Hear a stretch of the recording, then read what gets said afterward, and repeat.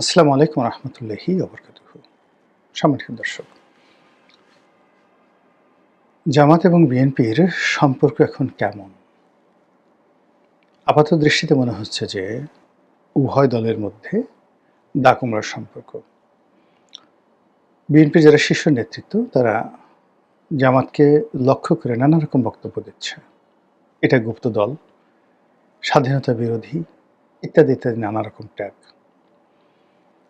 বিভিন্ন জায়গাতে বিচ্ছিন্নভাবে কিছু মারামারি হচ্ছে, স্বার্থের সংঘাত হচ্ছে। জামাত অনেকগুলো বিষয় নিয়ে বিএনপির সঙ্গে সরাসরি কন্ট্রাডিকশন অ্যান্ড কনফ্লিক্টে যাচ্ছে না, কিন্তু বিএনপির বিরুদ্ধে সংসদে এবং সংসদের বাইরে আন্দোলন এবং লড়াই সংগ্রাম করার জন্য তারা প্রাণান্ত চেষ্টা চালাচ্ছে। দিব্য দৃষ্টিতে মানে দিনের আলোকে আমরা যেটা দেখতে পাচ্ছি সেটি হলো যে কতগুলো বিষয় নিয়ে বিএনপির সঙ্গে জামাতের এবং বিএনপির সঙ্গে এনসিপির অথবা বিএনপির সঙ্গে জামাতের যে 11 দলীয় জোট সেই জোটের কতগুলো মৌলিক মতপার্থক্য দেখা দিয়েছে। জামাত ইতিমধ্যে যে কাজটি করেছে, বিএনপির অত্যন্ত তুখোড় এবং বিএনপির নিউক্লিয়াসে যারা একসময় ছিলেন সেই সমস্ত অনেক মানুষকে তারা নিজেদের দলে নিয়ে নিয়েছেন এবং অনেককে তারা পাইপলাইনে রেখেছেন যারা বিএনপির কলিজার খবর জানে, এবং তারা যদি বিএনপি সম্পর্কে কথা বলেন তাহলে সেই কথার কাউন্টার জবাব দেওয়ার মতো লোক এখনো পর্যন্ত বিএনপিতে নাই।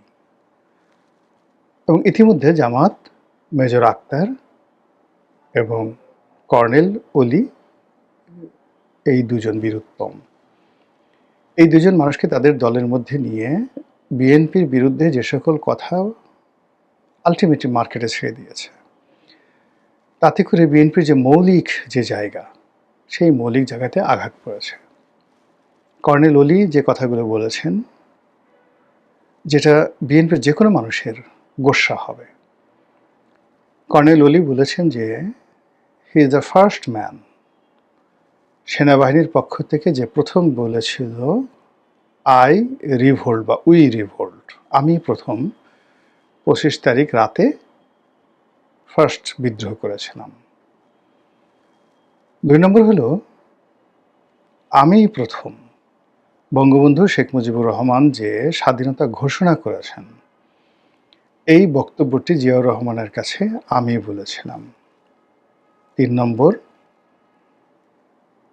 লেফটেন্যান্ট কর্নেল জানজোয়ার নির্দেশে, যার ব্যাটালিয়ন কমান্ডার ছিলেন মানে জিয়াউর রহমানের, তো সেই জানজোয়ার নির্দেশে তিনি সোয়াত নামক জাহাজ থেকে অস্ত্র খালাস করতে যাচ্ছিলেন, যে অস্ত্র দিয়ে বাঙালির উপরে অত্যাচার চালানো হবে, যুদ্ধকালীন সময় বাঙালিকে মারা হবে, সেই অস্ত্র খালাস করার দায়িত্ব ছিল জিয়াউর রহমানের।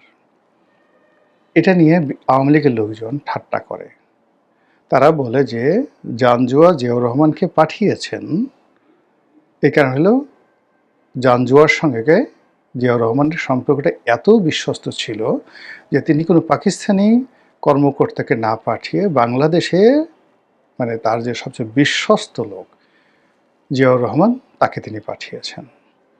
এবং জিয়াউর রহমান কোনো রকম প্রশ্ন ছাড়া, তিনি কি জানতেন না যে এখানে অস্ত্র খালাস হচ্ছে এবং সেই অস্ত্র ওখানেই হবে, তিনি কোনো রকম প্রশ্ন ছাড়া তিনি সেই অস্ত্র খালাস করতে গেছেন। আর তিনি যখন যাচ্ছিলেন ঠিক সেই সময় মানে কর্নেল অলি তাকে ফেরান, তাকে বলেন যে আপনি যদি ওখানে যান ওখানে আপনাকে গুলি করে মেরে ফেলবে। কথা আরও আছে যে কথা কর্নেল অলি বলেননি, কিন্তু যেটা বলেছেন এতেই কিন্তু সর্বনাশ। এবং ওখান থেকে যাকে বলা হয় জিয়াউর রহমান আসেন, এসে তিনি সেই 27 তারিখে আবার ওই রিভোল্ট বলেন এবং জানজুয়াকে গৃহবন্দী করেন। এই হলো কাহিনী। এখন বিএনপি আগে থেকে বলে আসছে স্বাধীনতার ঘোষক জিয়াউর রহমান লাউ সালাম, এবং তাদের বক্তব্যটা এরকম, আওয়ামী লীগ কোনো ঘোষণা দেয়নি, বঙ্গবন্ধু কোনো ঘোষণা দেননি, কেউ কোনো ঘোষণা দেননি। 27 তারিখে হোক আর যেই তারিখে হোক, জিয়াউর রহমান ফার্স্ট, তিনি ঘোষণা দিয়েছেন। দুটো ঘোষণা দিয়েছেন, প্রথম ঘোষণা দিয়েছেন রাষ্ট্রপ্রধান রূপে, সরকার প্রধান রূপে, আর দ্বিতীয় ঘোষণা দিয়েছেন শেখ মুজিব বঙ্গবন্ধুর পক্ষে, কিন্তু তিনিই প্রথম দিয়েছেন। তারা যে কথা বলার চেষ্টা করছে যে জিয়াউর রহমানের সেই ভাষণে উজ্জীবিত হয়েই দেশ, জাতি, সামরিক বেসামরিক লোক তারা যুদ্ধ করেছে এবং সবাই ভরসা পেয়েছে।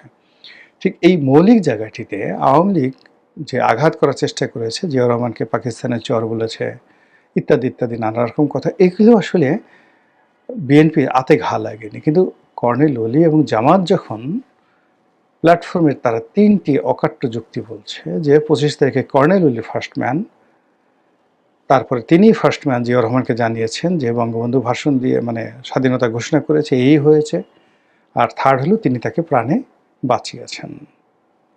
তো বুঝেন, এই কথা যখন শুনে বিএনপির লোক কলিজা ফেটে যায়, বুক ফেটে যায়, এবং এটা আমরা দৃশ্যমান দেখি বিএনপির সঙ্গে জামাতের এই বিরোধিতা শুরু হয়েছে। অন্যদিকে মেজর আক্তারের মতো মানুষ, একে তো মুক্তিযোদ্ধা, তারপরে খুব ড্যাশিং, তিনিও জামাতের পক্ষে যেভাবে ন্যারেটিভ তৈরি করছেন, যেভাবে বক্তব্য দিচ্ছেন, এবং তরুণ এমপি থেকে শুরু করে জামাতের তরুণ যারা নেতৃত্ব মুক্তিযুদ্ধ করেনি তাদেরকে ট্রেনিং দিচ্ছেন মেজর আক্তার, যা কিনা বিএনপির জন্য বুমেরাং। এবং এই দুজন ব্যক্তির সঙ্গে সামনাসামনি কথা বলার মতো, তাদেরকে চ্যালেঞ্জ জানার মতো বিএনপির কেউ নেই, নো ওয়ান। এমনকি স্বয়ং প্রধানমন্ত্রীও তাদের উপর প্রভাব বিস্তার করতে পারবেন না। তো এইভাবে জামাত বিএনপির যে রাজনীতি, সেই রাজনীতি প্রকাশ্য রাজপথে দিবালোকে বা দিনের আলোকে মানে কঠোর থেকে কঠোর করে তুলছেন। অন্যদিকে জামাতের যে প্রক্সি সংগঠনগুলো রয়েছে, সেই প্রক্সি সংগঠনগুলোর মধ্যে বলা হয়ে থাকে ১ নম্বরে হলো এনসিপি, যেটি কিংস পার্টির রূপে পরিচিত। সেই এনসিপির নেতা আসিফ মাহমুদ সজীব ভুঁইয়াকে দিয়ে এখন যে ডিপ স্টেট থিওরির কথা বলা হচ্ছে, ইট মিনস বিএনপিকে ভয় দেখানো হচ্ছে যে এখনও ডিপ স্টেট আছে, ডিপ স্টেট চলমান। তারা রণে ভঙ্গও দেয়নি, ক্ষান্ত দেয়নি, কৌশলগত কারণে একটু পিছিয়ে এসেছে। এবং আপনি দেখবেন যে আমাদের সমাজে অনেকে ঘুষি মারে। তো যদি আপনাকে খুব জোরে ঘুষি মারতে হয়, তাহলে হাত প্রথমে পিছিয়ে নিতে হবে, তারপরে সেই হাতের উপরে শক্তি ভর করে প্রবল বেগে আবার ঘুষি মারতে হবে। তো ডিপ স্টেট পলিসির যে লীলা খেলা, সেই লীলা খেলাটা কৌশলগত কারণে তারা পিছিয়ে গেছে। আবার মানে বিপুল বিক্রমে আঘাত হানার জন্য তারা নতুন করে ফোন দিয়ে আসছে। আপনি তাদের যে প্রোপাগান্ডা মেশিন ইল্লু পিঙ্কু, তাদের পলিটিক্যাল মেশিন, তাদের যে বুদ্ধিজীবী মহল, তাদের যে সকল মিডিয়া হাউস রয়েছে, ডিপ স্টেটের মিডিয়া হাউস রয়েছে, ১/১১ যে মিডিয়া হাউসগুলো রয়েছে, সেগুলোর ভাবসাব দেখেন। They are dominating everything better than before. এমনকি গত ১৭ মাসে তারা যেভাবে নিউজ করত, যেভাবে ভিউজ করত, এবং প্রশাসনের বিভিন্ন জায়গাতে তাদের যে লোকজন ছিল, সেই লোকজনকে দিয়ে তারা অতীতের যে কোনো সময়ের চেয়ে আরও বেশি তাদের কর্মকাণ্ড চালাচ্ছে। ফলে ডিপ স্টেট বিপুল বিক্রম নিয়ে এগিয়ে যাচ্ছে। আর সরকারের ভিতরে বাইরে গুপ্ত জামাত, সুপ্ত জামাত, তারা এমনভাবে ঢুকেছে যে এই সরকারের যত গোপন কথা প্রধানমন্ত্রীর কানে যাওয়ার আগেই আমিরে জামাতের কানে বা জামাত সভাপতির কানে চলে আসে। তারপর সরকারকে দিয়ে ইতিমধ্যে মাত্র ৩৫-৩৬ দিনের মধ্যে অনেকগুলো সিদ্ধান্ত নিয়ে নেওয়া হয়েছে, যেগুলো সরকারের জন্য বুমেরাং হবে। অনেকগুলো ক্রাইসিস তৈরি করা হয়েছে, যেগুলো মোকাবেলা করতে গিয়ে সরকারকে হিমশিম খেতে হচ্ছে। সরকারি মন্ত্রিসভা থেকে শুরু করে বিভিন্ন কমিটি গঠন, এবং অর্থনৈতিক সেক্টরে সরকারের এমন কতগুলো সিদ্ধান্ত ইতিমধ্যে যেগুলো বাস্তবায়ন হয়েছে, যেগুলো আলটিমেটলি সরকার টানতে পারবে না, এবং এই কাজগুলো করে দেওয়া হয়েছে। তো এই যে প্রকাশ্যে জামাত এবং বিএনপির মধ্যে যে বিরোধ, এই বিরোধের নেপথ্যে আবার কোনো তলে তলে সম্পর্ক আছে কিনা, এটা নিয়ে কিন্তু অনেক আলোচনা করছেন। কেউ কেউ বলার চেষ্টা করছেন যে জামাতের সঙ্গে বিএনপির আসলে তলে তলে সম্পর্ক আছে, যে বিরোধগুলো হচ্ছে এগুলো লোক দেখানো। মূলত তারা মানে যে সংসদ চালাবে বা চালাচ্ছে বা সরকার চালাচ্ছে, এদের মধ্যে একটা সমঝোতা আছে। এমনকি যদি তাদের প্রয়োজন পড়ে, তাহলে তারা ক্রাইসিস মানে যে কোনো ক্রাইসিস মোকাবেলা করার জন্য প্রয়োজনে জাতীয় সরকার তারা গঠন করতে পারে, অনেকটা বাকশালের মতো করে। সবাইকে সেখানে ইনক্লুড করে একটা বৃহত্তর জাতীয় সরকার, কিন্তু যে কোনো মূল্যে বিএনপি চাইবে আগামী 5টি বছর ক্ষমতায় তারা সাস্টেন করুক। ফলে তলে তলে তাদের মধ্যে একটি সম্পর্ক রয়ে গেছে। আপনাদের মনে আছে যে জনাব তারেক রহমান সাহেব যখন নির্বাচিত হলেন, তখনও শপথ নেননি বা নিয়েছেন আমি মনে নেই। তিনি নাহিদ ইসলাম সাহেবের বাসায় গেছেন, তিনি জামাত সভাপতি ডাক্তার শফিকুর রহমানের বাসায় গেছেন। এটা ব্যতিক্রমী। মানে এতটা উদারতা দেখানোর দল বিএনপি নয়, বা এতটা উদার হওয়ার মতো কোনো নজির জনাব তারেক রহমান সাহেবের ইতিহাসে নেই, অতীতে নেই। তো তিনি রাতারাতি এটা কেন করলেন?